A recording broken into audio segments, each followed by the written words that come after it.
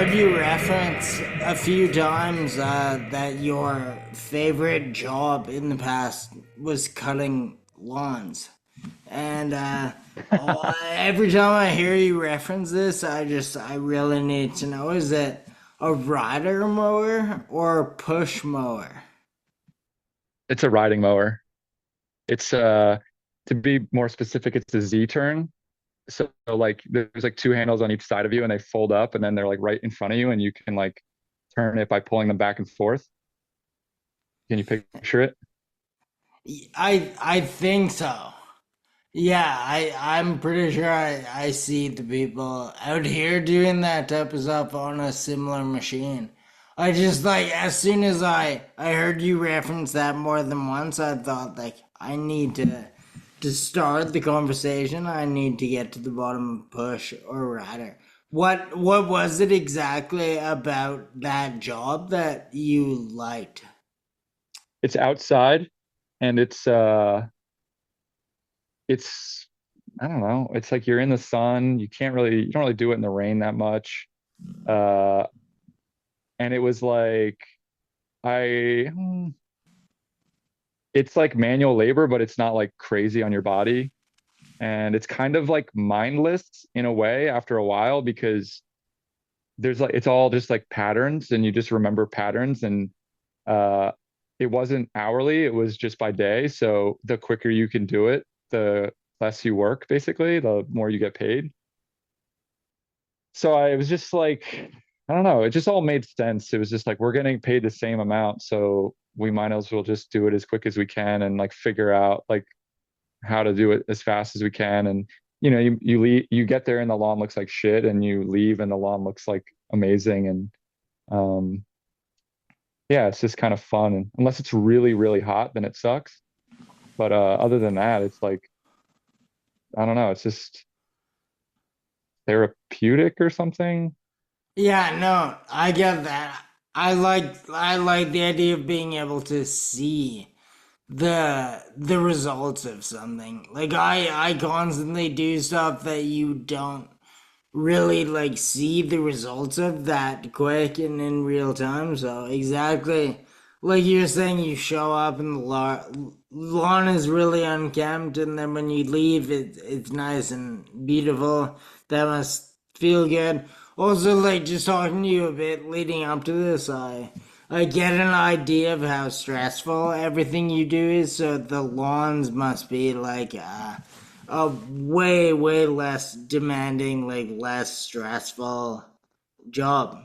So I get why it would be cool. I just thought it would be funny to start off asking about that, because I don't know if that would be like the main thing people would think of when they were sitting down to interview you.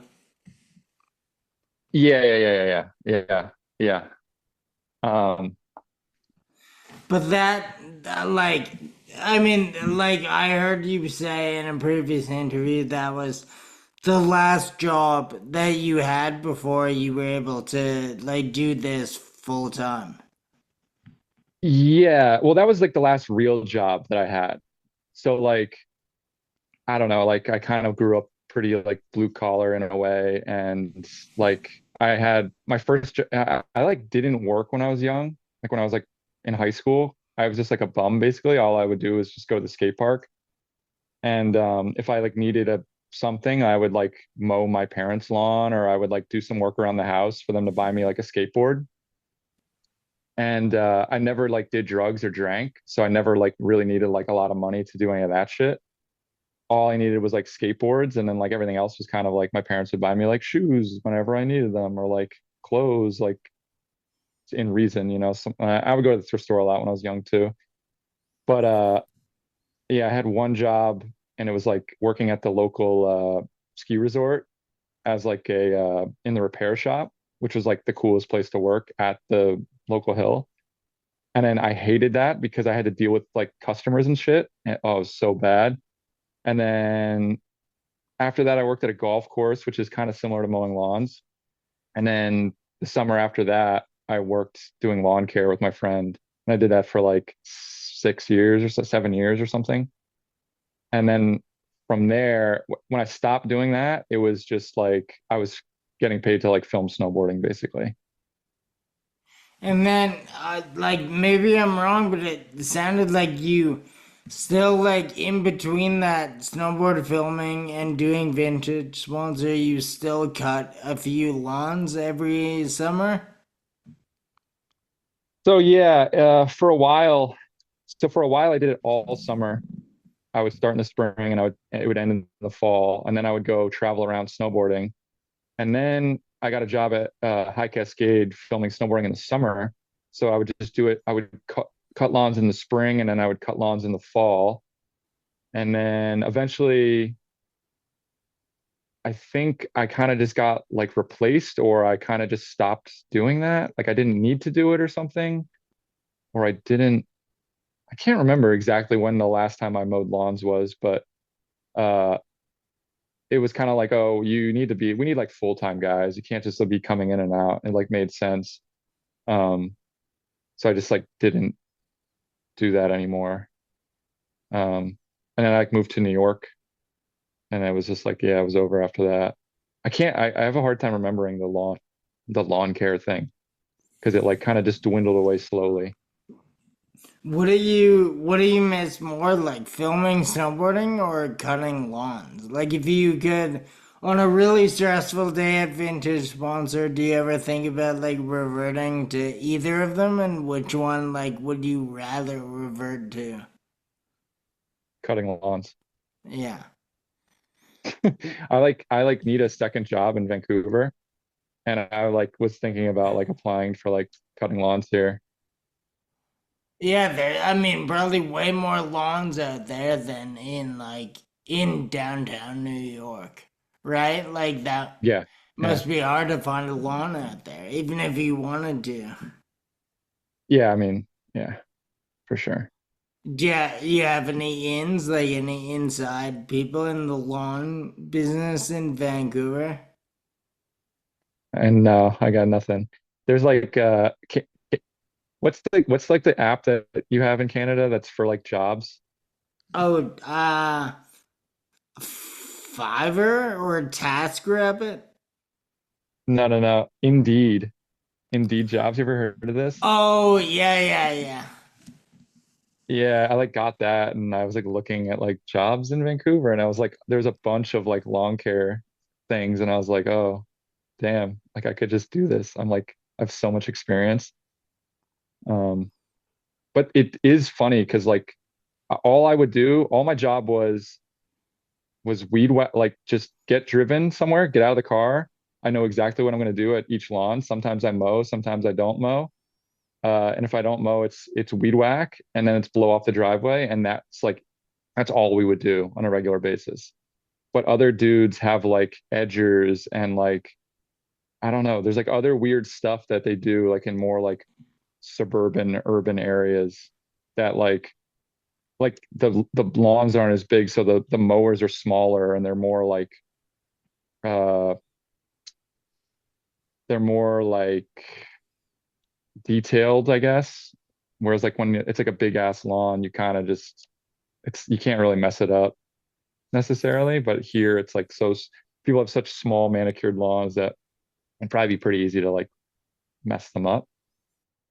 So I'm like wondering like if my skills would actually like fully transfer over. I mean, it's not rocket science, but Like on a few occasions I've like gone down kind of a rabbit hole and actually watched a bunch of videos online of like lawn care or like driveway cleaning. I always get like find those really compelling and I end up watching them. I wonder if you could like, because I assume before when you were doing it, social media like either didn't exist or barely existed. Now, if you could like do some of that and then like I don't know, film some sort of like viral videos around it, I swear that could like work very well. yeah, I feel like one of the better, like a lot of people are kind of forced to create like content that isn't, it's like cringe for the most part, but that stuff I feel it's just it is what it is. Like filming the transformation of the lawn, like it might not be cool, but it's not really cringe either. It just is what it is. Yeah. Yeah, my parents like watch those videos of like dudes going to like an abandoned house or like a house where someone like can't afford to take care of their lawn or just doesn't Yeah. care and they like film themselves like transform this like house and it's like fast motion and um yeah, it's just like I don't even know how to describe it, but yeah, it's you can't like you just what is it called when it's like the driveway cleaning, like watching them like power wash. It's satisfying to just like see it like in like fast motion. Yeah. Yeah, that's like 100% what I had in mind.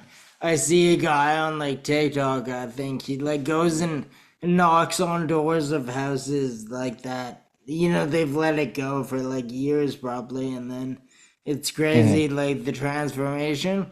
But then I always wonder like, do they let it go again after that? Like, does he tidy it up and then they go back to like never maintaining it for the next 6 years? Yeah, absolutely. Maybe he goes back like once a year, like, oh, because like he just wants to film himself Yeah. doing it to like get paid off YouTube. So he's not really invested in their property. He's just like, oh yeah. One other thing I heard you talk about that I really wanted to ask about was how you kind of have like yard selling and thrifting passed on, like from your grandpa to your dad to you, and I really like the story I heard you tell about your grandpa cutting the bottom of couches. Like you guys would go to the dump and then he would slice open the bottom. Do you have any other like just cool stories, the stuff you learned from your grandpa or dad? I was really interested in that story you were telling. Oh, there's probably a bunch of stuff that you'd find interesting. Nothing's really coming to my mind. Uh, so like I barely like spoke to my grandfather, honestly. Like all this stuff is like my dad telling me about like stuff that he would be into or do. Um, or stuff he would do when he was a kid with my grandpa. And I'm trying to think. Yeah, so that was like that story was like going on in the Bronx when my dad was like really young. And my grandfather is French Canadian. So I don't know, my dad always kind of like talked about him like, oh yeah, he's French Canadian, like he can't help it. I don't know what the hell that's like supposed to mean. I kind of like raised it this like skewed sense of like, because now that I know like all these Quebecois, I'm like, this is like nothing like how my grandpa was. But uh I think like in Maine, like in like the northern part of like America, like that's where like the Quebecois like kind of came across the border, and they were kind of like second class citizens in like the turn of the century, or like maybe in the I guess in like the 20s, because they were like immigrants from Canada and they spoke like a different language, and like the English kind of ran New England, and so I think there's like some weird thing there where like, oh yeah, the French are the French Canadians or whatever, they're like scavengers or something, you know. And my grandfather would just, but I think my grandfather was just a character, honestly. And I mean, he was born in Maine, like he was born in the southern Maine, like the state. And then he like must have moved to New York at some point, like in his 20s. And I don't really know the story of like how he got to New York City, but he went there. And yeah, he had a family. He was an antique guy. Before that, he was like he worked in a record factory, like making like vinyl records. And later he had like a record store and was like really into jazz and like music in general. Um, but yeah, they used to like go to the dump and like flip the couches, like really old antique couches. Like this would be like in the 60s basically, when like old couches were from like the 20s or like even the teens probably. And coins were still silver, like all the dimes and quarters and stuff. And they were like taking it out of circulation. They took silver out of circulation in 1964. So I guess like they were probably like, oh, let's get the silver out of there and like let's get the old coins out of there.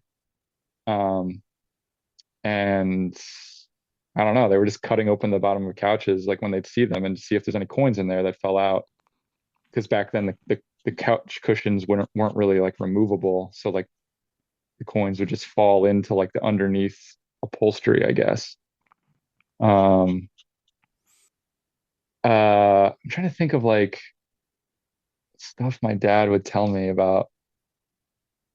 There's nothing really like that they would do that was like kind of like that's kind of like ingenious. There's other stuff they did that like bottle digging and like digging in dumps and going through like the dump, like the trash and just just like, oh, what's in here? And like think of like the dump in New York City in the 70s. Like it's like crazy like drug trafficking stuff. It's like dudes doing like crazy crime and like dumping stuff in there. It's dudes coming back from like Vietnam and just wanting to forget like everything that just happened to them and then throwing away like their entire duffel bag of military shit. He said they used to find fake legs in there, like prosthetic legs. And I guess like the deal was you'd find someone with like a missing leg, like above the knee amputee. You get a leg and fill it with cocaine and then like put them on the plane to get like drugs into the country. But I'm not sure why they would throw the legs. I'm not sure why they'd throw the legs away. Maybe they were like shipping but he just said they would always see prosthetic legs that were used for like drug trafficking, like in the dump. Um, he said they found a grenade one time. I don't know if it was like a live grenade or like a fake one or a training grenade, but he's like, yeah, we found a grenade in there. Used to see guns in there all the time. So, your grandpa passed on a lot of this like intel to your dad, and then he kind of passed it on to you, whether it was like subtly or like more overtly, right? So, like, is that kind of what you attribute your interest in all this stuff? Can you backtrack it to like what you learned through both of them, like at a very young age? Absolutely, yeah, yeah, for sure. My dad referred to it as like a sickness, basically. Like he's like, yeah, you got this, you got your grandfather was sick, and then my dad kind of beat it. Like he wasn't really like a super crazy collector.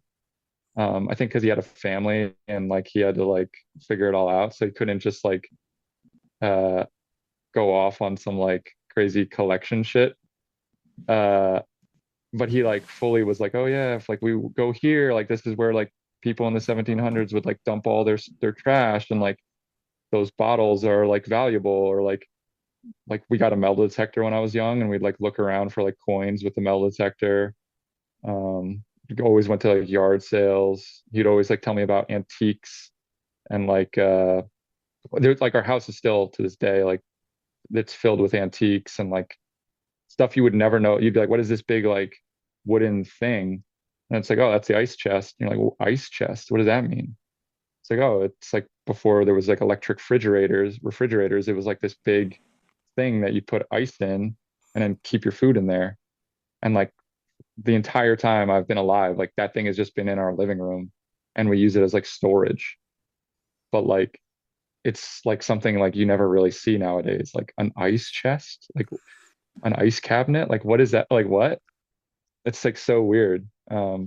That's so funny when my girlfriend's uncle passed away 5, maybe like between 5 and 10 years ago, and we actually inherited an ice chest from him that we used to like store the books, my external hard drives, just random stuff, but it's this beautiful wooden chest. But when you open it, it's got like insulating and all that. So I know exactly what you mean. And it's funny, I constantly think no one else really would ever think, like, they really wouldn't know what an ice chest was. and they wouldn't know to like reappropriate it and use it for storage. So it's interesting that you're the only other person I've ever heard reference an ice chest, and I know exactly what you mean. And we've had one for years and love using it for not what it was intended for. And we also inherited that like kind of from an older person, our family that knew the real use years ago. So very cool. Yeah, yeah. That's yeah. I sometimes like go into like random people's houses, like maybe like my friends' parents' houses, and I'll be like, "Wow, like what? You have one of these? Like I have never seen one of these." And it'll be like a shelf where like the glass kind of lifts up and then folds in, and like my house is full of them. And like I went into someone's house like not too long ago. I was like, "Whoa, why do your parents have this? Like, are they into antiques?" And they're like, "Oh, I think they just thought it was cool." But it's like this weird like shelf from like the probably late 1800s or something. Um, and all that stuff used to be like really, really in vogue in like the 70s and 80s, and it was very valuable. And my dad like bought it, found it, and kept it. And now it's like worthless. Like no one wants that stuff. Like no one wants like a bunch of like wood, dark stained wood in their house. Everyone wants like plastic and like mid-century modern and like stuff from the 80s even now, like stuff from Italy. No one like I don't want like those antiques. I appreciate them, but like they're kind of like uncomfortable to sit in, or they're just weird. It's kind of like a weird vibe. But we had like a crazy rocking chair when I was little. We had like all this weird like shit in our house. Um and yeah, he's always just kind of taught me like weird little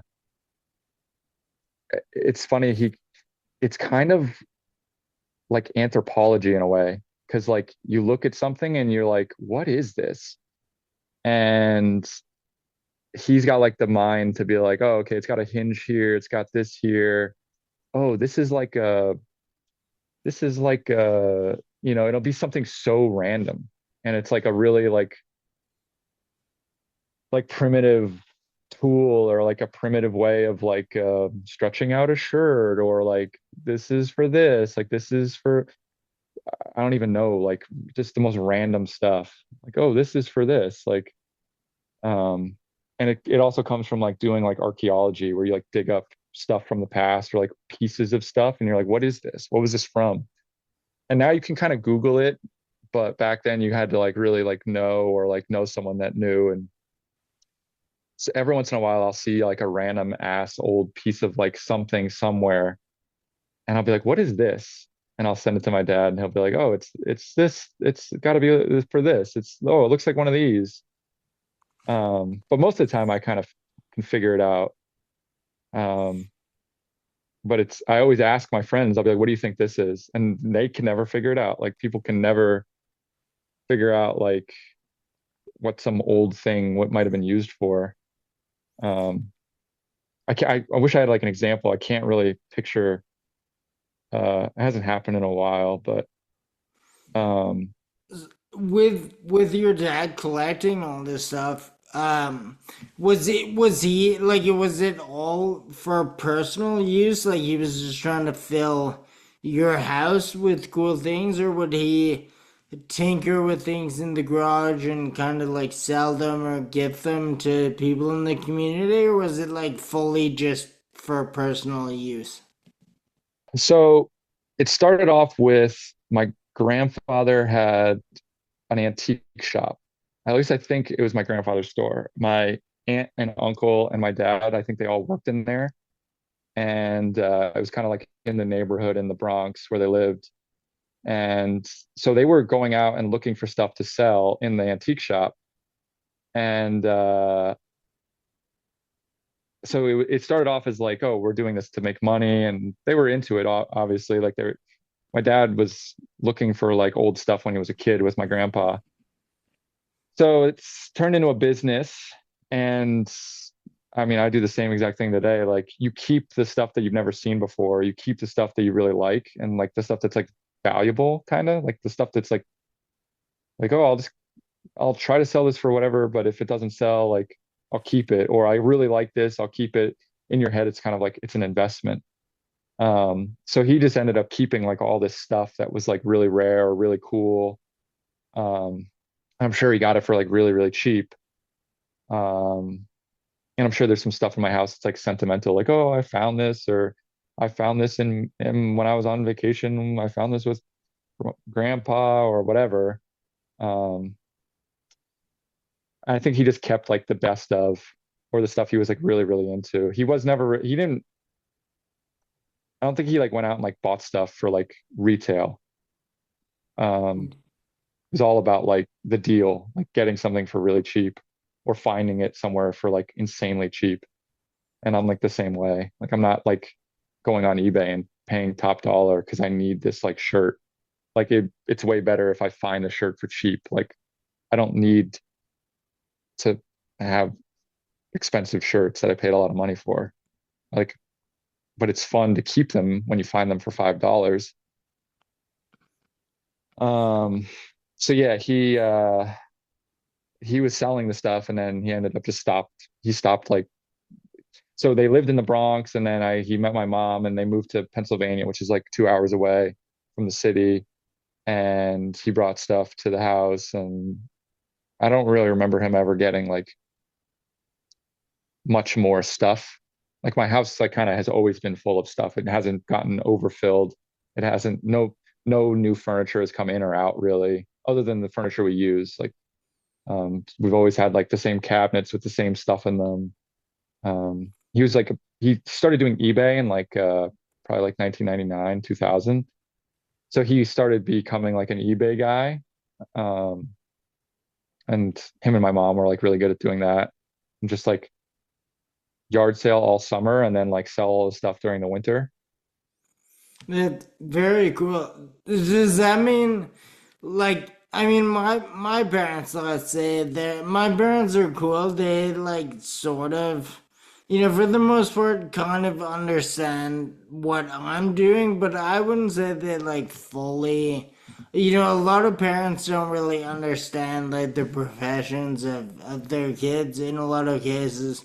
But it sounds like your parents would fully understand like the industry that you're in, like getting something for a bit less than you sell it for, kind of like curating all the like people always love to say they can go out and find this stuff, but like they can't really. It's like you're doing it for them. I feel like your parents would have like a very good grasp on that industry, right? For sure, yeah. It's like a no-brainer to them. They love hearing like uh my mom especially. She's like super like crazy about like finding something for cheap and she loves like looking for stuff. So she'll always like message me or like call me like she knows like oh like when I was there in the spring, I would go to like a yard sale that she's been to like she goes every year and she'd be like, "Oh, how was it? Oh, what did you get? How was it today? What did you get?" Like she'd always like be asking me like how it was or if I found anything good and they love hearing like, "Yo, I found this. It was $5." And then they'll be like, "Well, how much is it worth?" And I'll be like, "Oh, it's worth like 500 or something, you know?" Or better is like when I like show them something I found and then show them it's sold.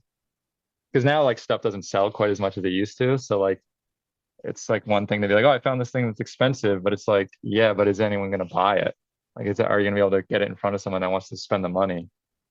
Um, so it's just, but yeah, they love hearing like that I've sold stuff that I've found, and especially when it's like right there. Yeah. Is there anything that they have, like any items that they really like that they kind of have you on alert to like set aside for them if you ever find any of it? No, no, they've like given up on like collecting stuff, and yeah, they're not like they're not like curators at all. They're not like very specific. My mom likes Christmas stuff, but she kind of has. more of like a hoarding like gene in her. So she like buys all this stuff and doesn't even like try to sell it. She just knows it's valuable and wants it, but doesn't like have like an intention of like making money necessarily. She just like wants to have it. But there's nothing like specific when it comes to, I don't know, like Christmas, like vintage Christmas. Like what does that mean? Like I don't know.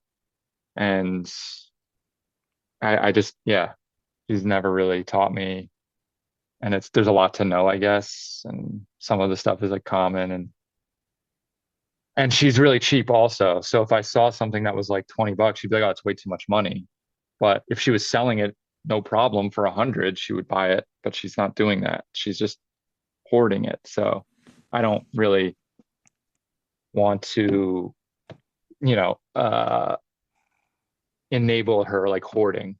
Yeah. Um, Unless it's like I'm seeing like a trash, like I'm in the trash and everything's free. And it's like, oh, I'll like just pull this all out of the trash and like bring it to her or something. Or I'll send her a photo and be like, yo, is any of this stuff good? But for the most part, it's just like they're not collecting anything specific, and I don't know. They need to be getting rid of stuff. Like they're like so fucked. Like I'm just like, you gotta get rid of this stuff. Sell it. Put it on eBay. Yeah, it's funny because they have access to someone that knows about selling that type of thing. Like you easily help them out with that, right? Like maybe not under vintage sponsor, but you would know how to go about that if you had to. Yeah, for sure. But my dad would be the one to do it kind of, and he kind of gets like frustrated, and he went he like saw eBay and it's like golden age of like there's like really minimal fees, and like shipping was different, and as like eBay's become more and more like you have to pay to play, like it was like, oh, they're charging with fees on like different ends, like they're charging you for this, they're charging you for that. He's just like, fuck them, I'm not doing that. I feel the same way about eBay, but it's like if you have no other choice, like you know, you're not gonna just like take some money instead of none. You're just gonna like you know, it's just like, what are you doing? Just sell Yeah. the stuff, put it up for more money. If you want what you want, then factor that in.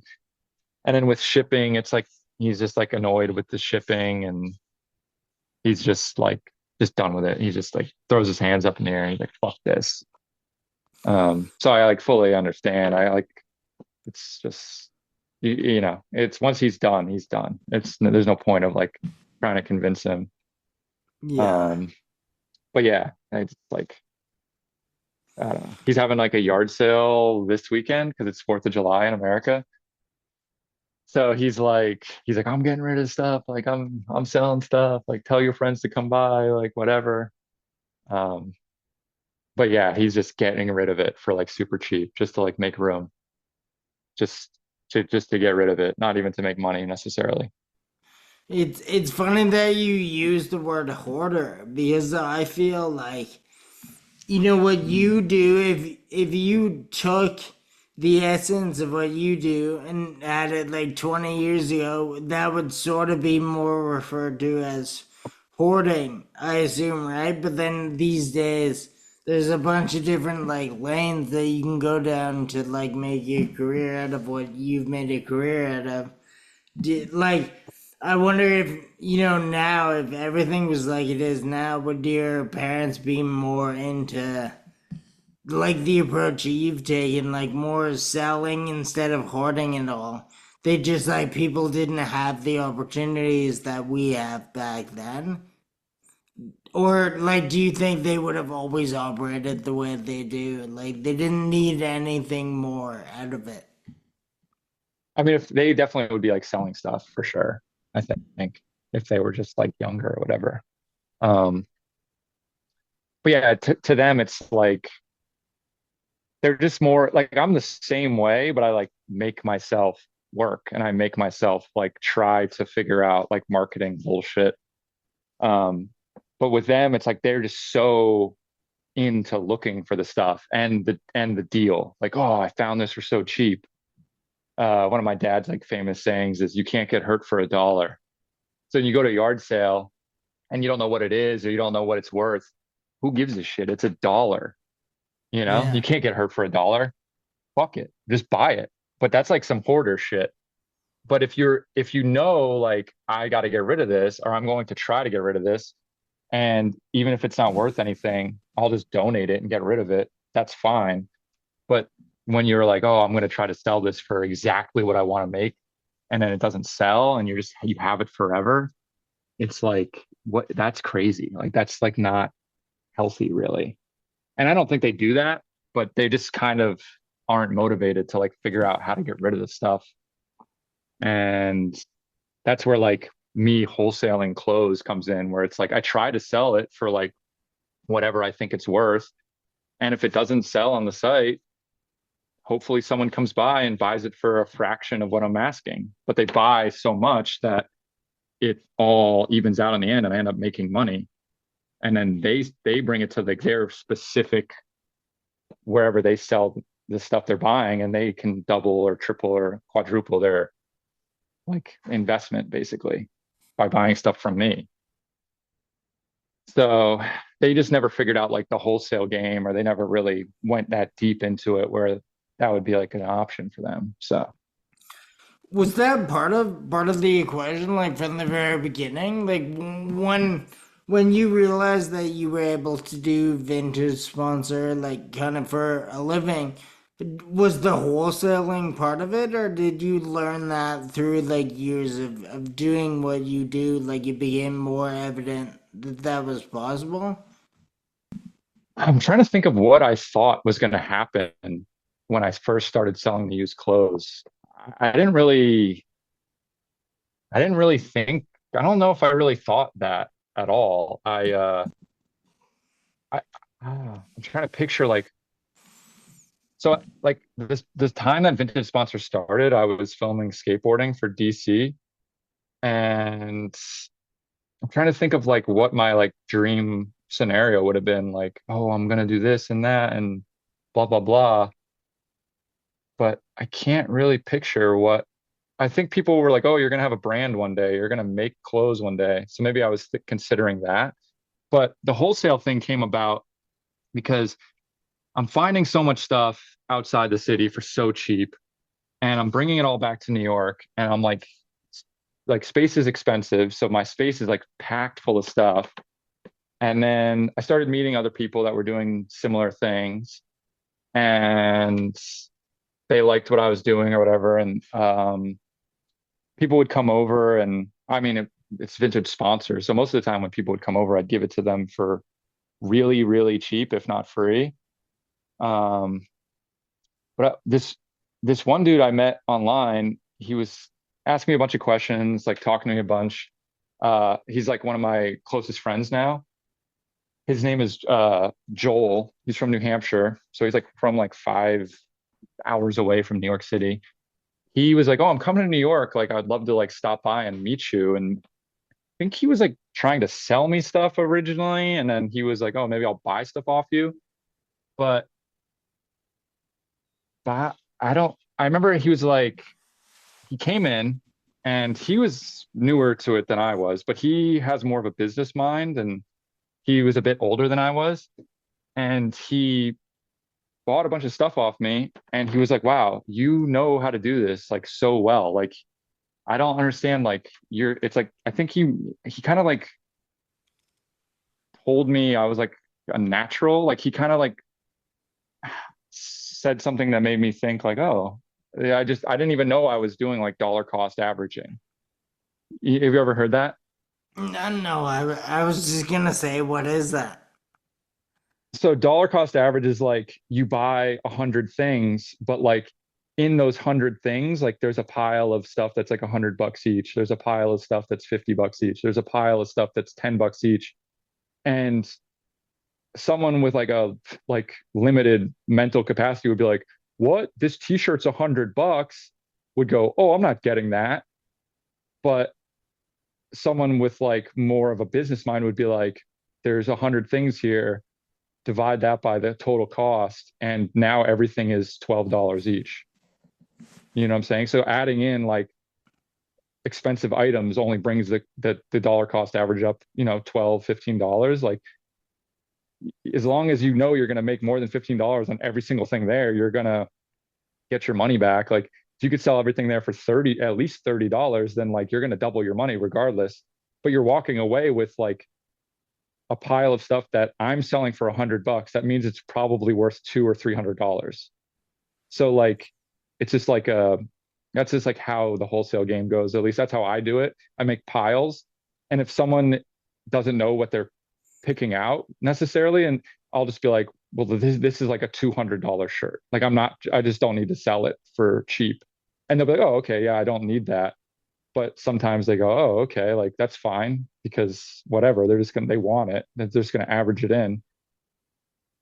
And if you make like a giant pile of $10 items, then it like you get like a ton of items for like it lowers the average, you know. So Right. he kind of like brought that to my attention. I'm just like a dumb skateboarder in my head. I'm just like I don't know shit. I just like I know what's cool. I think I know what's cool, and I'm selling it. And he was like, "Oh, you're really good at this. Like it was really fair, and I feel really good." Um, And I was like, oh, cool. And then he was like, yo, you need to get a bigger space so you can do this more frequently and make it easier for everyone. And people will come to you and do this. And he had gone to like the top dog in America and already had this experience where he like went into this warehouse where a guy who basically started vintage, his name is Otto. He lives in Massachusetts. He was like the number two guy. Like Bobby from Boston is the guy that started vintage in America.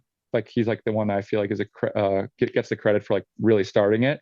And then like his like boy, this dude Otto, who's still alive, they're in Massachusetts. Like my friend like went there and like had an experience with him, and I think that dude kind of showed him like how it all works or how it all is supposed to work. And he was like, yeah, like I think he just saw like, oh, I could probably do the same thing that Otto's doing, where like have this big space, have everything for sale at a retail price for like civilians. But then if you like work for like if you like want to come in wholesale, like there's like minimums and there's weird like points of like if you spend this much, you get this much off. If you spend this much, you get this percent off. Or if you buy this many things, you get this percent off. Like there's all these like weird like things that they have in place um that incentivizes you to buy more basically and spend more money and you get more, you know, you just get more items. But I think he like told me he basically put that in my head to like, oh, I should get a big space and I should get like a bunch of rolling racks and like hang everything up and make it more shoppable, not for like the public, but for like people on behind the scenes kind of, and like people that work at brands and stuff. And then that's like when I kind of started looking around, and that was when like the Look Studio basement kind of opened up to me, and I was like, oh, this is perfect. Like I'll be close to them. It's cheap. It's in a central area. Like this is like a no-brainer. So it was really that Joel guy is who like set it all Yeah. off for you. It, it sounds like you had an idea of what like you were already doing it properly. You just didn't even know that you were doing it properly yet. Yeah. Yeah, I had no I don't know. I didn't really I never really considered myself a people person. Like I don't want to have a store. I don't want to be like a public facing person, but Yeah. I really am I am really great with people that have like a similar appreciation or similar like kind of uh interest in the clothes. So I work really well with other people that are like trying to wholesale off me because I know what they're going through. I know what's going on, and I like the same things they like, and I can talk to them and tell them stuff. And uh, I'm like, that was another thing he told me. He's like, oh, you're really great. Like, you're really knowledgeable. Like, you have all this, like, he's like, did not expect you to like know all this stuff about all these things and like be able to like talk like openly about like what, why this is cool or why this has value or why this is like significant culturally. And it's to me it's like second nature. It's like growing up skateboarding and snowboarding. Like if you don't know shit about like what's going on in skateboarding and you don't know the references and you don't know the little stuff from the videos or magazines, then like you're not a skateboarder, you're not one of us. Yeah. And there's like all these funny little things that you can you it's almost like 'cause I've been having a hard time with it here because I'm done with skateboarding kind of like I don't really go skateboard anymore. And like everyone I'm meeting in Vancouver, I'm not meeting skateboard people and I'm not meeting people that used to skateboard. So there's no way for me to communicate that like, yo, I'm cool, yo, I'm in the know, yo, I'm one of you. And it's kind of like it's reverted back to like the mafia rules of like you have to be introduced like this is a friend of ours, like this is a friend of mine. Like those mean two different things when you're in the mafia. Like friend of ours, like you can't go up to another made guy and be like, yo, I'm made. Like you can't go up to another guy and be like, yo, I'm cool. Like someone has to go, yo, this is a friend of ours. Like he can be trusted. He's one of us. He's cool. And it was skateboarding, like you can do that by just saying the certain things. It's like a secret society almost. Like, but in the real world, it's more of like someone has to introduce you or you have to just be good at like talking yourself up, which I'm really not good at. Um, but yeah, he was telling me like, oh yeah, you would be good. Like you need to get a space. Like that's like the future. You need to get a space. Like you can have people coming in spending thousands of dollars. Like you have a bunch of stuff. Like you're like interesting to talk to or whatever. And I had never considered any of that. I'm just like, yo, I don't know anything. Like I'm a dumb skateboarder. Like I just started selling clothes. Like this is not my like life. Like this is not my personality. Like, and I think like that's like what makes it better for me because like I had a whole other career. I had a whole other life. I have a whole other like counterculture that I'm tapped into. And like the clothes is just like it just is like fits in like perfectly.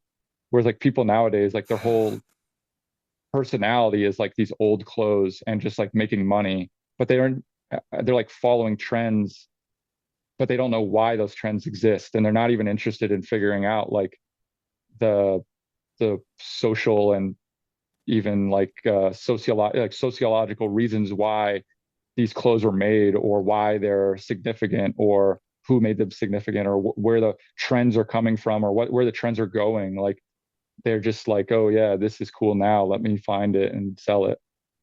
And yeah, that's like not interesting to meet someone like that. Do you find it like exhausting in some points trying to kind of convey this information or explain to people why these trends are happening? Or have you, like, do you even bother explaining to people, or you just let them like wallow in their own like perpetual like trends? Um, I operate on like the if you know, you know type of scenario. Yeah. Um, like people that get it, buy it. People that don't get it, don't buy it. But um, what I think ends up happening, I don't have like conclusive proof of this, but I think what happens is I post a lot of stuff and people like to watch, like other people that sell stuff watch. And after they see it a few times, they go, oh, I'm gonna buy the same thing. And then they sell it.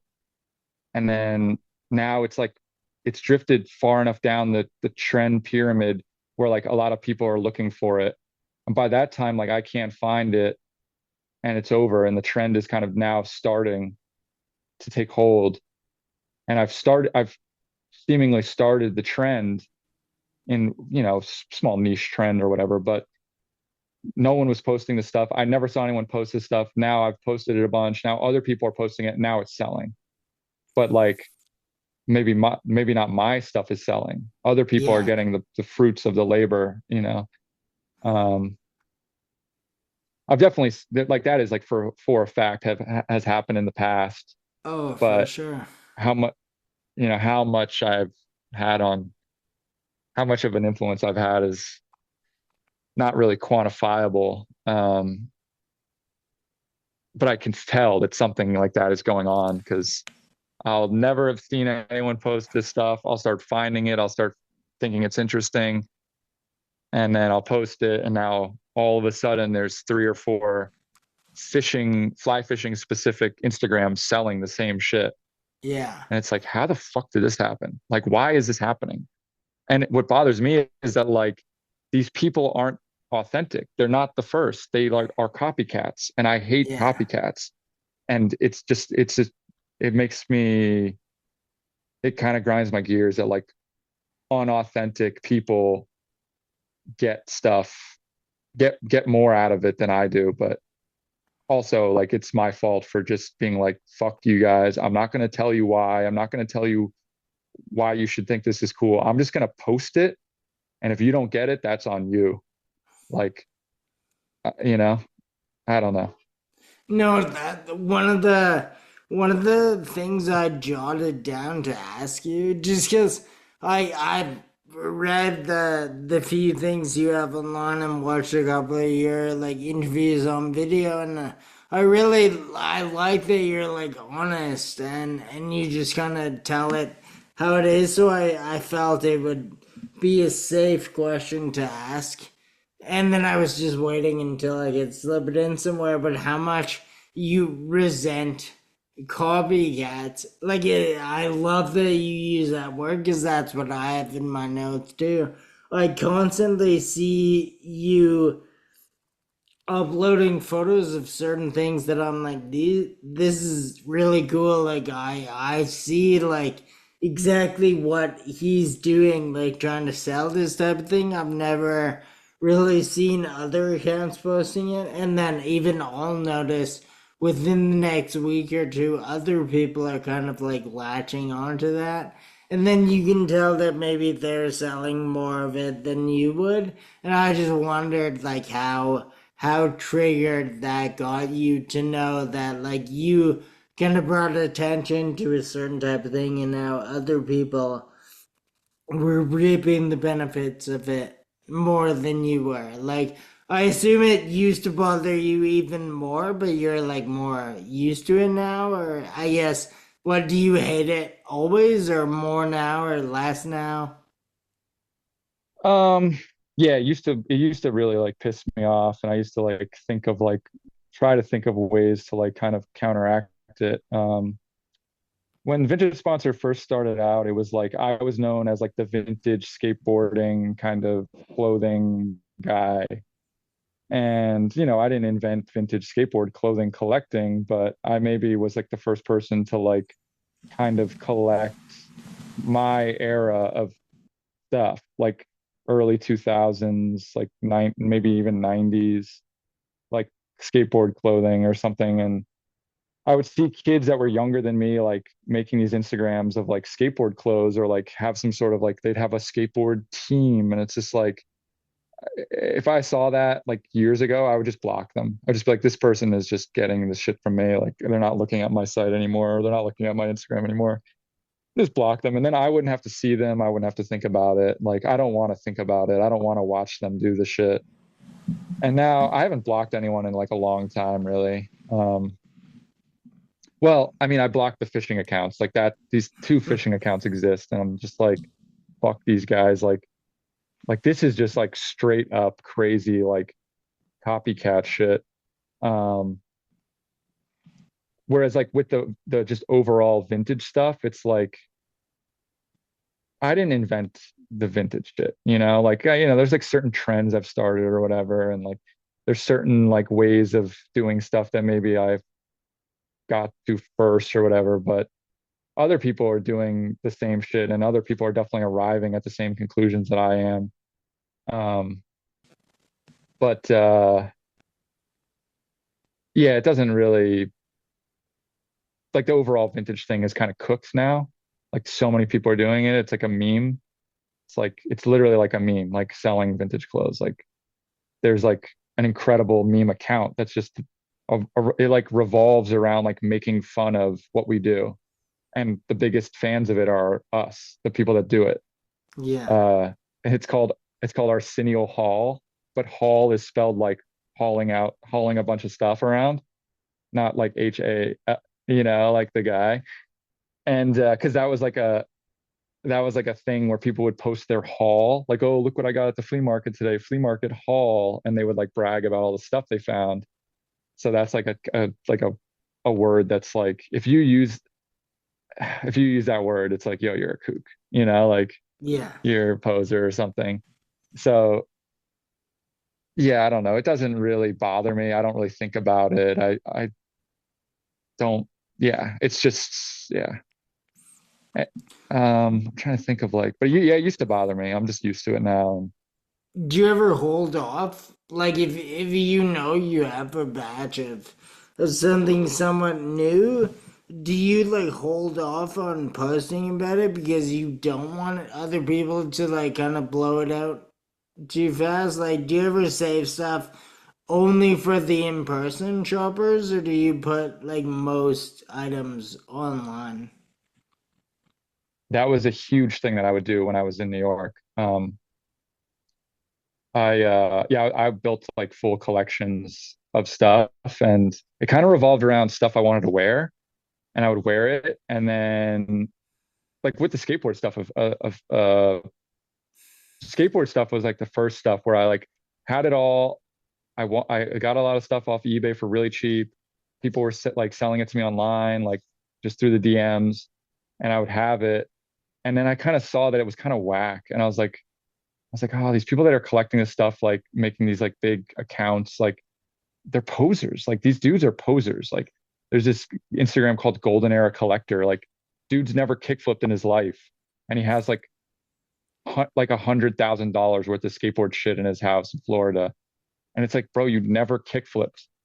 How the fuck do you have all this shit? Like, why do you have a YouTube account talking about this stuff? You're not one of us. Why are you like buying this stuff? It's so weird. It's like fetish shit. Yeah. Um, and like it kind of got ruined for me. So yeah, like I put all the skateboard stuff. Like I'm never gonna wear this. Like this is for kids. Like I'm like growing up now. Like I'm trying to get paid. Like I'm just gonna put this stuff for available for sale. And then I'm trying to think of some other brands or some other like stuff where I was like collecting it for a while. I'm like not letting it out. But yeah, in New York it was sick because like you could come and see it in person and people would buy it. Brands and stuff would buy it. A big one was Burton, like snowboard stuff in general. Uh, it's really cheap online. Uh, and it was really good for reference, like really, really cool stuff made in like, the mid 2000s or give or take. And that was for the longest time, for like 3 years. I was just buying it. I would wear it a little bit. I was looking for it online.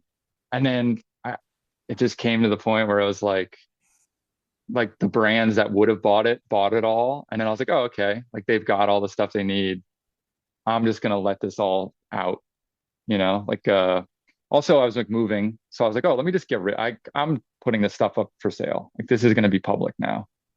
And yeah, it's it's live and you can go on my site and search for like Burton analog and see like insane stuff. But I'm trying to think like, yeah, but like, yeah, it's hard to like start the trend, like, or like capitalize off the trend. So like it's up there for sale and it slowly sells, but I'm trying to think of something else. Like I was like buying LL Bean for a while, kind of just like holding on to it, but that's like a thing that's always been collectible. Um, Burton Burton stuff, Y2K like snowboarding gear was kind of like something I was really holding on to for a while. I still have a lot of it that isn't for sale, but yeah, getting out in front of the trends and kind of like hoarding stuff is definitely a big part of it. Now, not so much because I don't really have the time and I don't think it's profitable to go on eBay and like really search for stuff and pay like a premium because I don't really think I'm not willing to invest in clothes right now. Like, oh, I'm gonna buy this for 100 and wait till it's worth like 300. Like you could just buy stock. You could just literally invest in like crypto and you can throw all your money in the S&P 500 or whatever and just, earn 30% without doing anything every single year. Just you make 30%. Do you have like a least favorite? Well, like what's something that kind of came out of nowhere and started trending that you really don't like? Like something you maybe never sold, but you see other people like selling a ton of that you hate. I have two. I have the original one and I have the newest one. The original one was Carhartt. I fucking hated Carhartt. I Yeah, like it now, kind of, because I can kind of just, it's kind of so cooked that it's like kind of interesting. yeah, But I grew up with that. I'm from blue collar town. I fucking did not think that was cool. That's like people that wore that, I don't want anything to do with that. And I would see it all the time. And my partner, not my like actual partner, but like the person that was like most active on Vintage Sponsored with me, he was like, "Yo, Carhartt is cool. Like I wear it." I'm like, "I understand why you wear it, and I understand the like practicality of it, but like the people that want it, I don't want their business."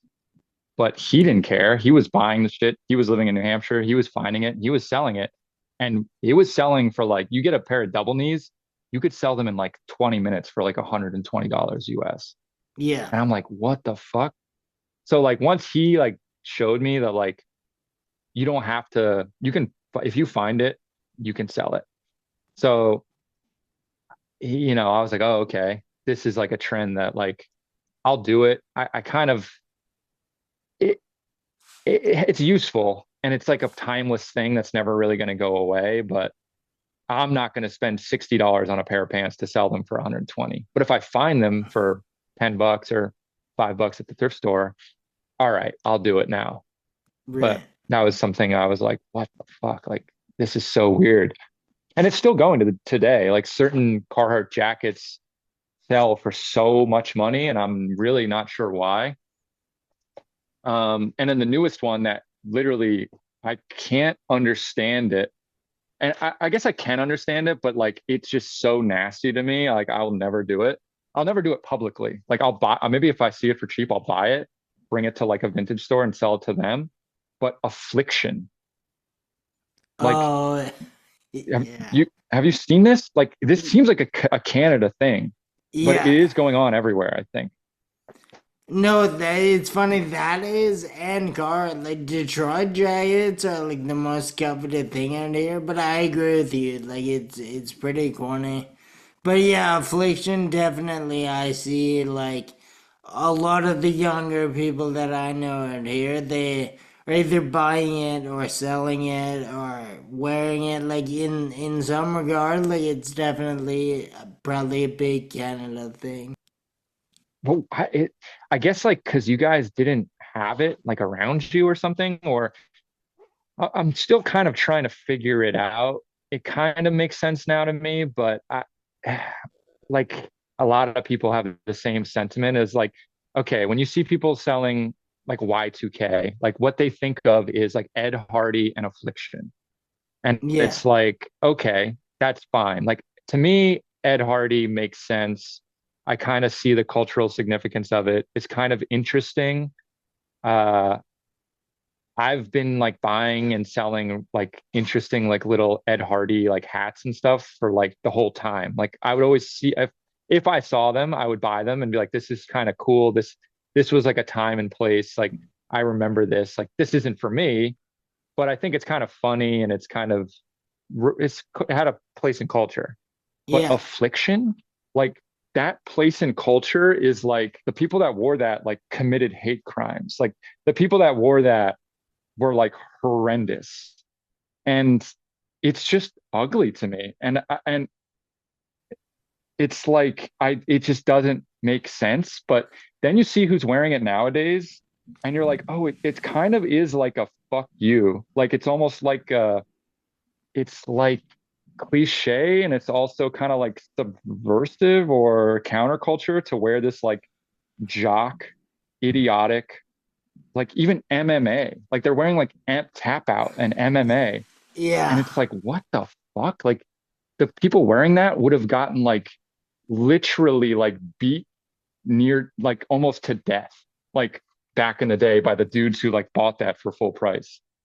Like that's who, like That's what I was about to say. Like the people I see wearing it now are the people that would have probably got bullied by the people wearing it in the early 2000s. Yeah, it's literally like the bully uniform. Like that's what I picture. And like I don't even have like experience like with people seeing it. I just would see it on TV and it's kind of like a stereotypical person who would wear it. Like that shit, like oh fuck, like that shit just doesn't really make a lot of sense for why it's so popular. Um and it's really like nasty to me kind of. But I mean, yeah, but yeah, it's interesting. It's very like, what the fuck? Like, where did this come from? Like, I just don't really understand where the trend originated from. Like, where, like, who was wearing it, or like, I kind of almost feel like old man yelling at cloud. Like I just don't get it. Like, I'm like, why the fuck are you guys buying and selling this shit? Like, why are you wearing this stuff? It makes me wish if there was more people involved in this that thought about things as critically as you did. Maybe these trends like wouldn't really get popping, and the world would sort of be a better place for not having like a revival of that type of stuff. But I feel like you're almost like an outlier in this industry now. Like, we're talking about all the new people that just want to like sell things that sell and make money however they can. They don't really know like the narrative or why certain things were in the culture in the first place. I wish there were more people that approached it like you did, but I think sadly you're like the last or one of the last of a dying breed, it seems. Thanks, but yeah. It's just I'm just waiting to get my job behind the scenes, like helping these brands like build their brand to be like more authentic and cool. And I'm trying to figure out how the fuck to articulate it to them so that they can hire me and pay me a salary. Um, I'm down. Like you were saying before how it looks like I'm running this like super successful, like uh multiple employee like brand, and it's like no, it's just me, and like sales are down and it's hard, and I'm looking for more work. Like I'm looking for like side gigs. I'm looking for consulting work, and not being in New York is like makes it harder. And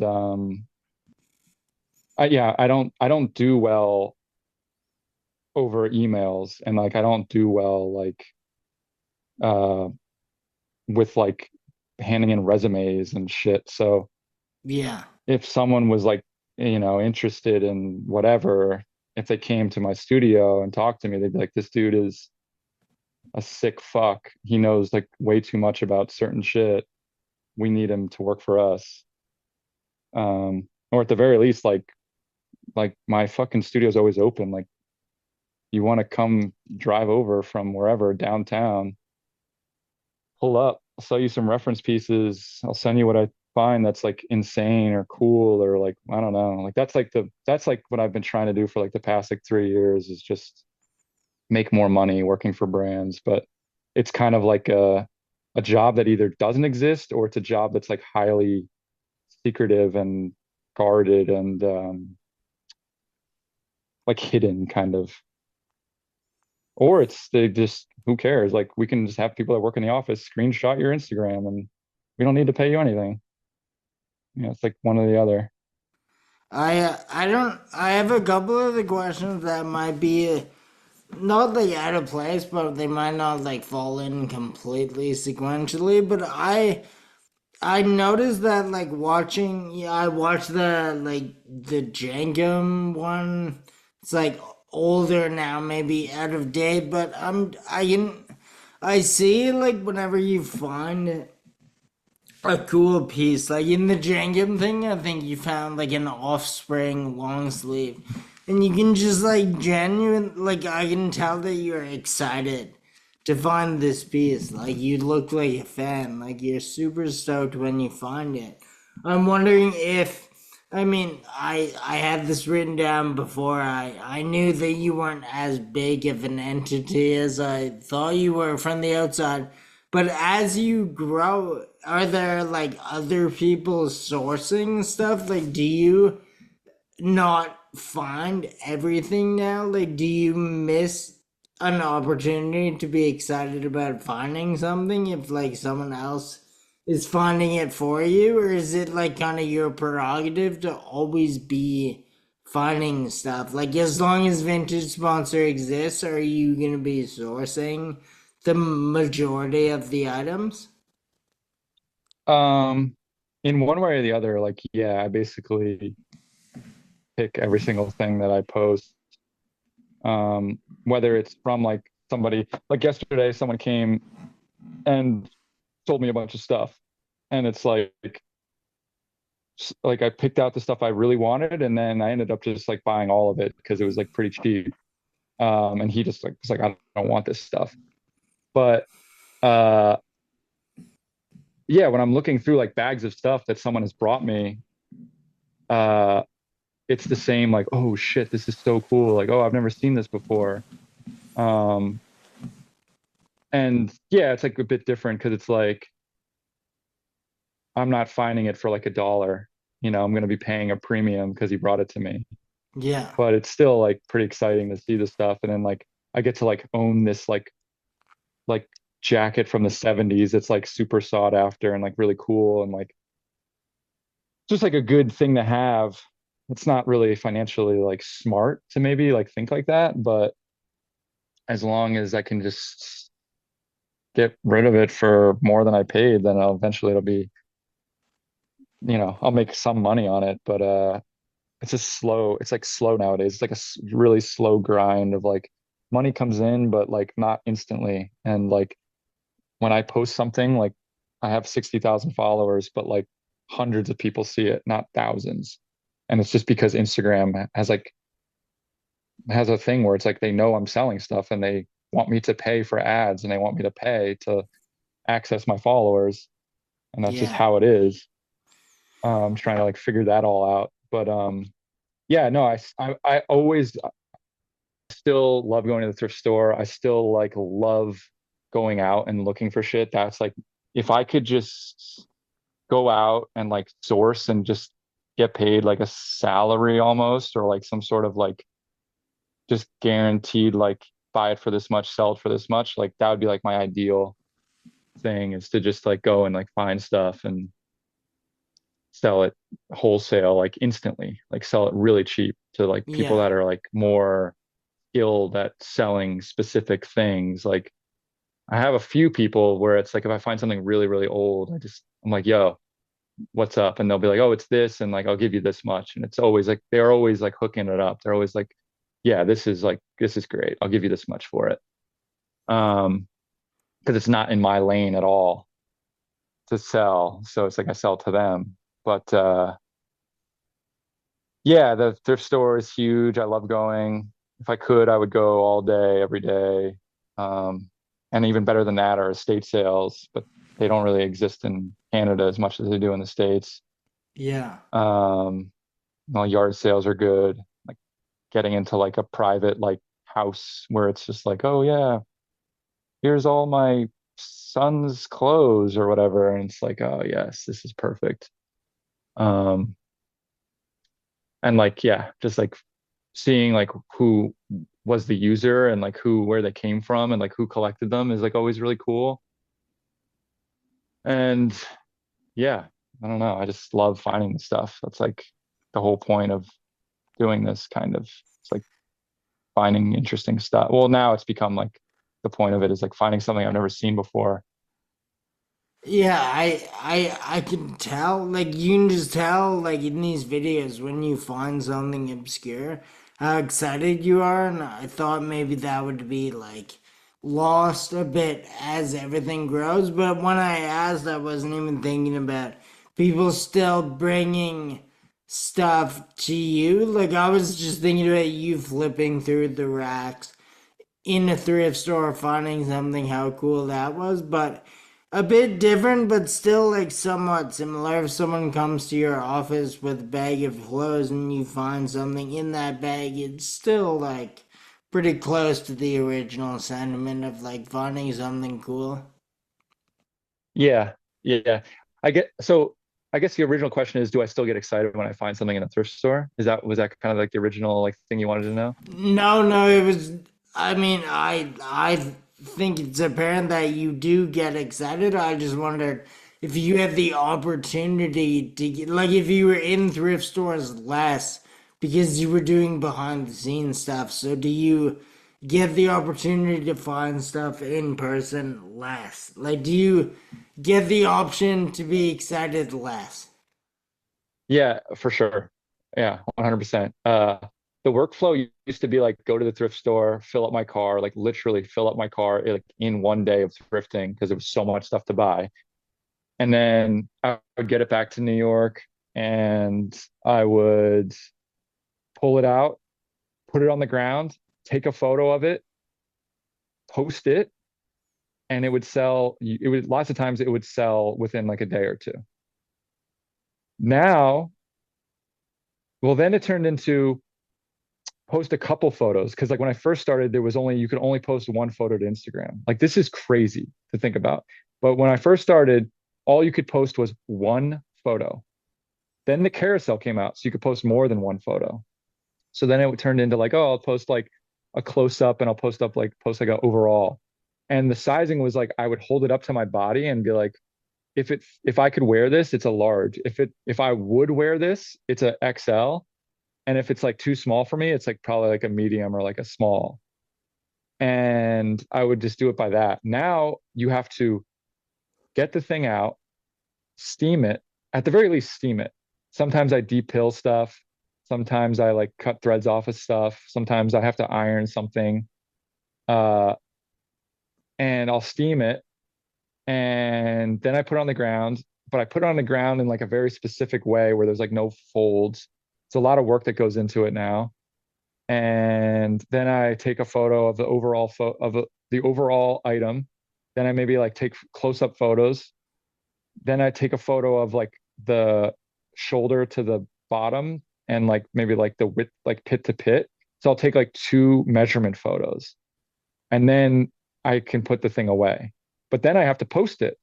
Then what that requires is me like whiting out the background, posting it to the website, deleting the whited out photos, and then posting the natural background, naturally lit photos on the gram. And then I edit the photo so that it's for the story, so that I can put it in the story as well. Because no one sees the grid anymore. Everyone just sees the stories for the most part. And even then, Yeah. no one really even sees that. But so it's like become way more time consuming. And it's honestly become way more uh uh it's become way less cost effective because it takes so much more time. Yeah. And but it's still fun and I really enjoy steaming stuff. Um and I really enjoy finding stuff and I really like selling stuff. But yeah, it used to be like so much quicker and stuff used to sell for way more and way faster. It's really insane. And I think to some degree, kids are still experiencing that. I'm just not a novelty and I'm not selling what young kids necessarily want. I'm selling what older people maybe want. And with the algorithm being so crazy, I am not getting in front of the right people that need to see it to want to buy it, or something else is maybe wrong, or I don't know. The back end, something is not tuned in properly on like the back end, whether it's like the layout of my site or something. I don't know, the ads I'm running, which I have no experience in, and I'm figuring it all out. And I don't really have money to like invest in like a big ad campaign, Yeah. or I'm kind of nervous to. So Totally. That was what I was gonna ask is if all like the the way like just the pay to play model is affecting you at all. Because I know you have a big account, but I also know how the algorithm works sort of and they hate when people are like selling things that they're not getting a cut of. And it even happens like when I promote these podcasts, if I'm sending people to Spotify or Apple, Instagram hates that, and like these posts don't do as well as other posts that aren't really promoting anything. And I'm thinking of even a couple of years ago how much less work it would have taken you to put an item up for sale, and how hard you had to work to gain your following. And now like at the end of it all, it's kind of like not being utilized properly just because they want to be able to make the most money off you. And I wondered if you at all like resented how much you have to go through now just to sell these items. Like I feel a few years ago, the main thing would be to have good items. Like your taste and your curation would have kind of set you up for success. And now you have to know about like algorithms, posting time, ads, story grid, all this stuff that doesn't really factor in, but now it's like almost the main part. It's like the items come secondary to the promotion of the items. That must be annoying. Yeah, it's definitely spawned a lot of uh let's call them like third wave vintage resellers where I've kind of coined the term a marketeer. Like these people aren't into clothes and they don't really know what the fuck they're doing, but they know how to market and they know how to get vintage clothes and maybe they know what's trendy. And they're really just good at like taking naturally lit photos, or maybe there's like it'll be like a guy and a girl and they put the clothes on the girl and everyone likes seeing that and it drives the algorithm. And then maybe they know exactly how to work Facebook. So they're just like on the back end, just like making great ads and everyone follows them and they're really, really picky about what they post. So like one I don't usually follow any of these people, but there's one that I follow that does a really good job of it. And I think he kind of knows, or whoever it is, they kind of know what they're doing. But this is like a kind of like a good example of like what a marketeer, what I'm talking about. The Instagram's called Damaged Glitter. And it's interesting things, and it's always a carousel, and it's always the same lighting. And it's like stuff that catches your eye. It catches my eye at least.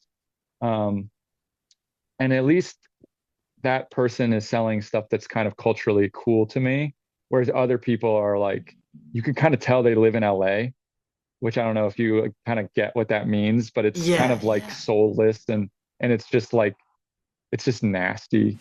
Um, and it's really expensive and it's kind of marked up. And these people have like double the amount of followers that I have, and they've been doing it for half as long, and they probably know a fraction of what I know.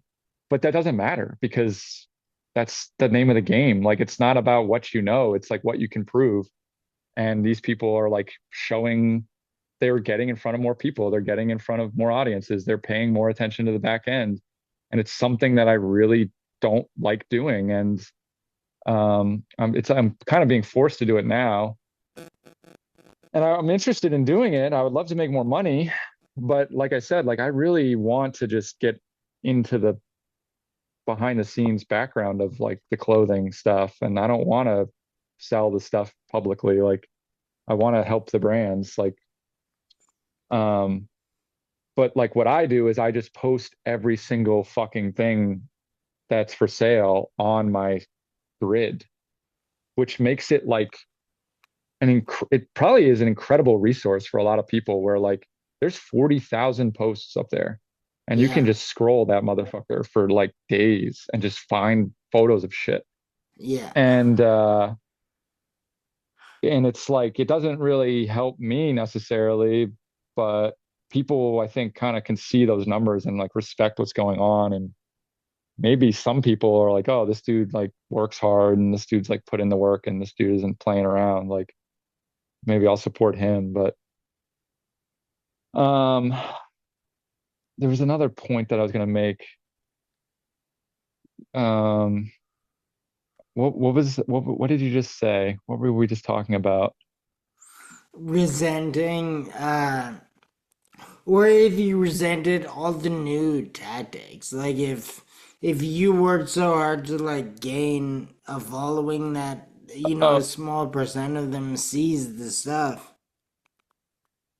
so I don't resent it. I just accept it as like that's how in America, that's just the name of the game. It's just Yeah. about who you know and like I'm just waiting around and like hoping that I find someone that's like kind of can like give me a little like wink wink and a nod nod like yo this is how this works like or like someone I've been trying to get verified and I had some people that were like yo we're gonna try to get you verified like and there's some people that like some of my friends that live in LA and it just never happened because Instagram probably doesn't want to verify this like fucking account that's like using their service to make money without like Yeah. paying.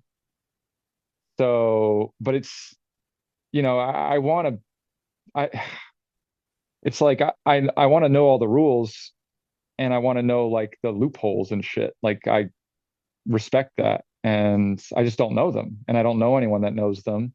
And I don't have like the rich parents to be like, oh yeah, I'll just fucking dump 10 grand into like a marketing campaign and or hiring someone.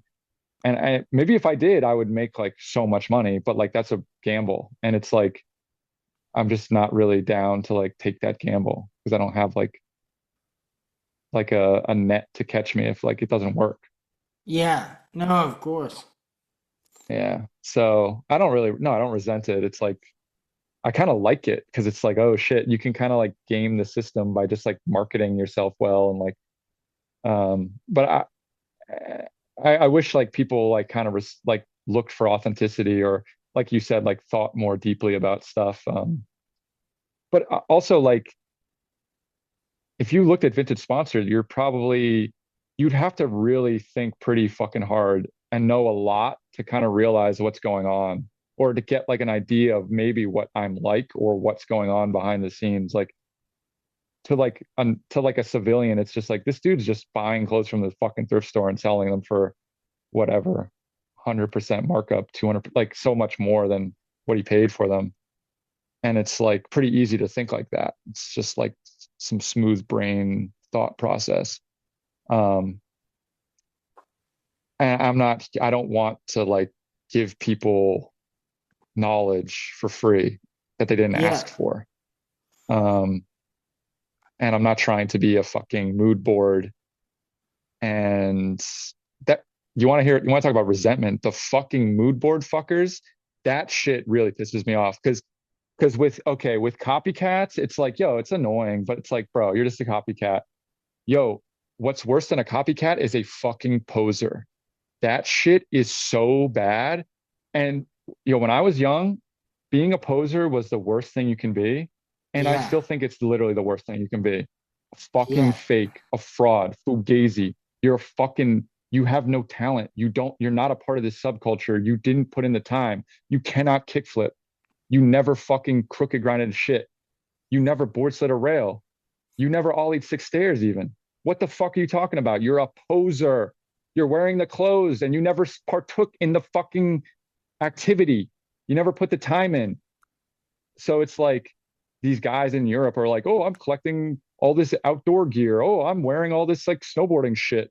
Oh, I have all these things. It's like, you guys live in London. You guys don't go outside. You guys don't go to the hill. You guys were never on the mountain. You guys never drove through a blizzard. What the fuck do you know about snowboarding, snowboard clothes? What the fuck do you know about fishing jackets? What the fuck do you know about any of that shit? Like you guys never lived that shit. And it's like these and it's like it, it's you really I really see it in Gorp. Like that's like the main thing, like that trend of Yeah. Gorp shit. It's over now, but like some people maybe they partake in it and they don't really post about it. And it's fucking and maybe like people that rock climb can look at me and be like, what the why are you wearing Arc'teryx? You're a fucking loser. You're not risking your life on the side of a mountain.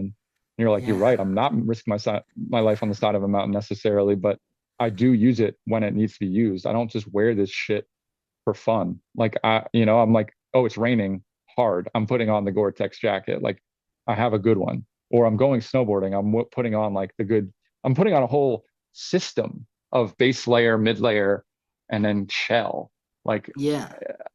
I'm going fishing in the rain. Like, I'm not scared of the fucking outside. I'm not scared of the elements. Like, I have all these clothes for a reason and I know what they're used for. Um, but yeah, it's like dudes like literally get like brand deals and like they seem to be consulting. I mean, who knows what they're actually doing? Who knows if they're actually making money? But it's like, oh shit, you just like bought a couple things off eBay and like screenshotted a bunch of shit off of fucking or like scanned a bunch of magazines and now all of a sudden you're like this big brand. But also in their defense, like they're the ones that are they are the ones that are able to like bullshit and like articulate through emails like why they're valuable and I'm just not. And that's just what sucks is because like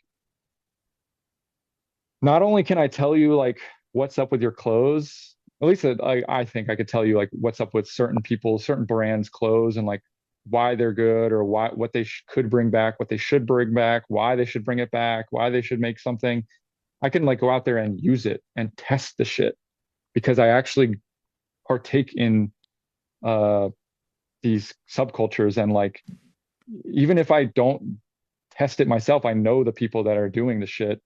Um, like skateboarding, snowboarding, like pros, whatever. Um, and it's not just like out there walking around outside, like, oh, I'm going for a hike. I'm gonna go sleep outside. Fuck that. I'm doing an activity out there. Like I'm going fishing. I'm going snowboarding. Like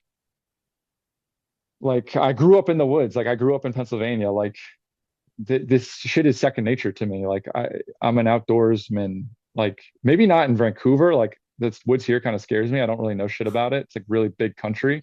But when I'm on the East Coast, like I don't know, like city kids come and visit me and they're like, "Oh, this is like, I mean, we're in the woods. Or what if there's bears?" I'm like, "Come on, shut up." Like this is like I don't know. It's just like these these these fucking like influencers get sent free fishing poles. It's like you just started fishing. Why did you get a fishing pole? Why didn't I get a fishing pole? You don't even Yeah. fish. You're never gonna use this thing. Like what the fuck is going on here? Like it's just like nasty. And that's like what actually is like kind of aggravating to me is like the posers seem to be winning.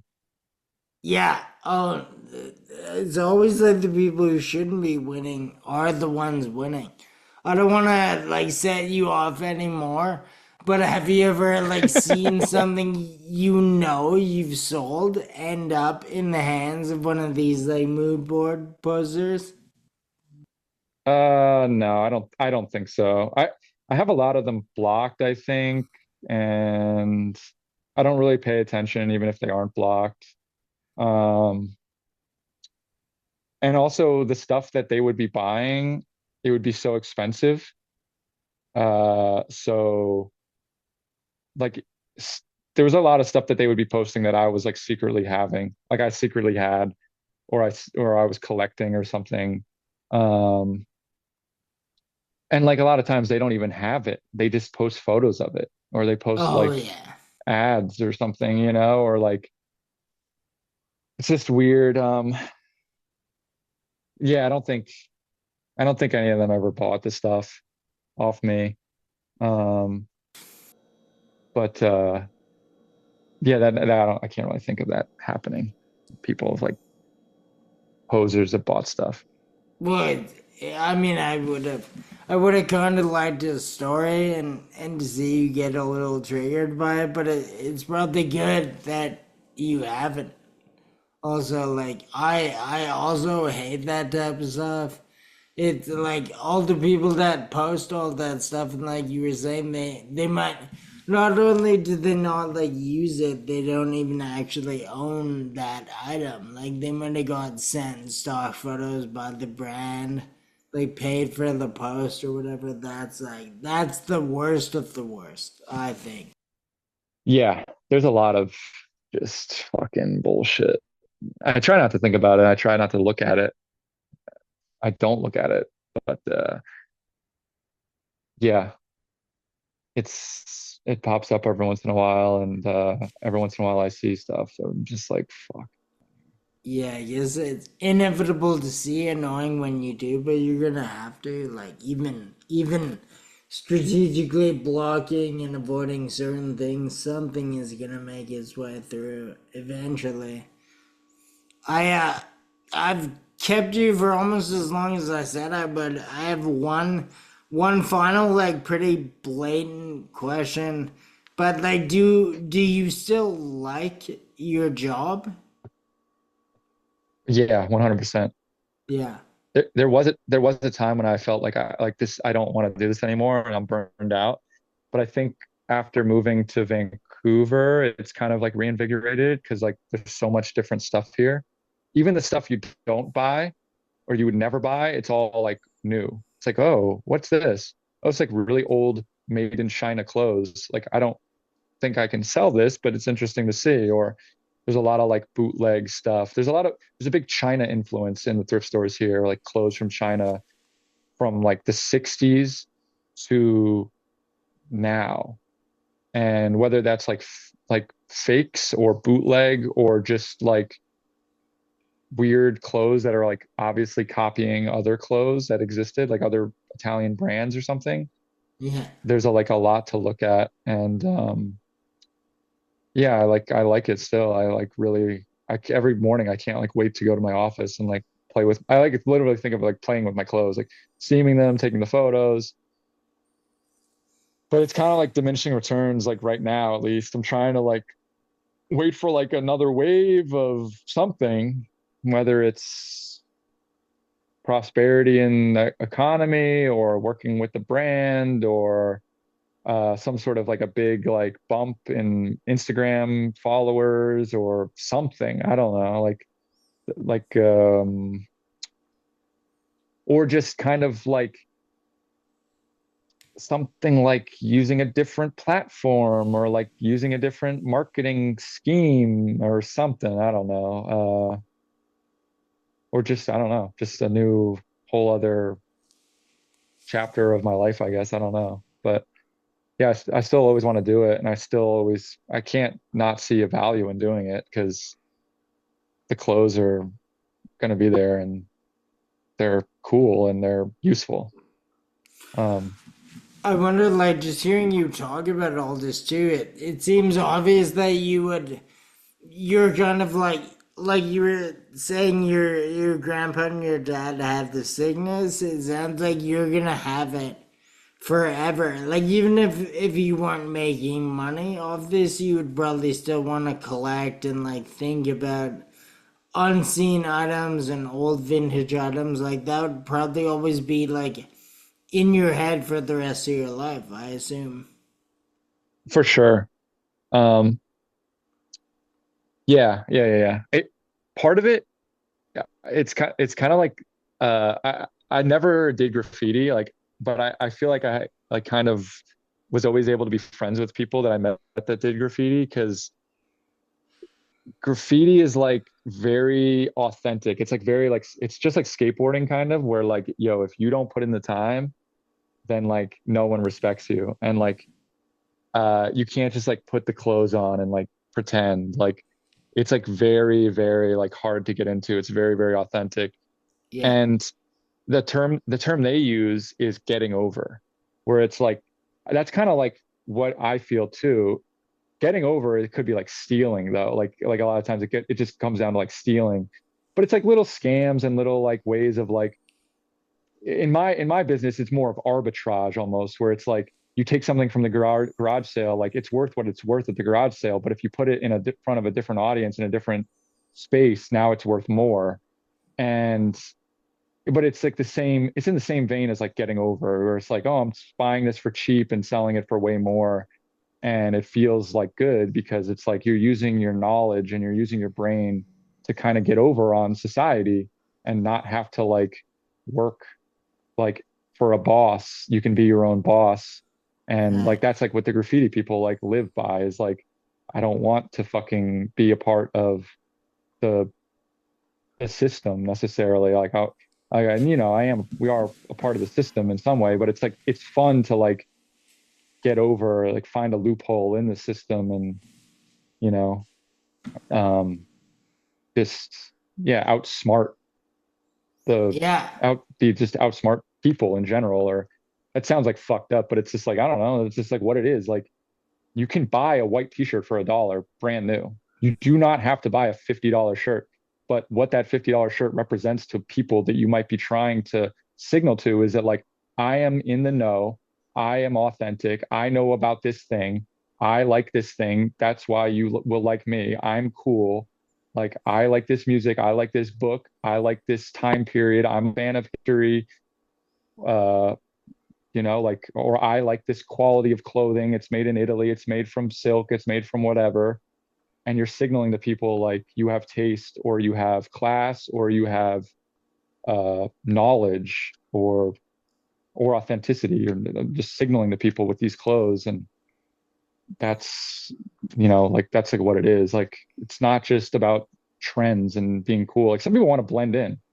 Some people just get the clothes that they're supposed to get, and but it's like hard to find the clothes that are authentic, and hard to find clothes that not everyone has access to. And that's like what you're paying me for, is like me finding them and me putting them in front of you and sifting through like the junk. And even though I post thousands of things, like there's still junk on there. But to make money, you have to sell some junk. Usually it's priced accordingly. Yeah. I don't even know what I was going to say. I don't either. Well, I was gonna say, that's a good note to sign off on. Unless you have anything pertinent you want to bring up or talk about, I guess before we actually hop off, you want to let people know, like, your website, Instagram, wherever they can find Vintage Sponsor. Please, the floor is yours. The vintage sponsor Instagram, vintagesponsor.com. And then I started an Instagram called Studio Sponsor, which is kind of like my more professional, forward facing Instagram, where it's like it's like a mood board, except I own it all, or it's my life, kind of like it's something I'm actually living. It's not photos other people have taken that I've stolen. And it's like some of my video work, and it's some photos I've taken. Um, I had this other whole other like life where I just was a filmer, and I'm still into like filming, and I've gotten really into like Super 8. And if I film something, it's either in 16 or Super 8. And point and shoot film cameras, I'm still using them. And it's mostly just like family memories and like the limited traveling that I do nowadays. But post photos on there. Um, it's kind of more, yeah, it's like a professional view of what I'm, trying to be a consultant or some shit. I don't even know. Um, was it, there's something else I wanted to say. I can't really remember though. Um, yeah, I think that's all I got. If you do remember, let me know. I'll make sure to include it. Throw it in the show notes. I didn't know about this studio sponsor. That sounds cool. I'll be Yeah, sure to I'm link all that. I'm not good at self promotion. I find it nasty, so I don't do it, and it just ends up end up shooting myself in the foot. Cool. Well, I mean, thank you very much. I'll link everything appropriately. I'll shoot you a message and maybe ask for a couple photos to add to it. Yeah, let's hang up. I'll talk to you online. I'll see you around. Yeah, yeah, of course. Thank you very much. Enjoy the rest of the day and the week. And yeah, keep in touch. Thanks, you too. Thanks. I'll see you. Bye.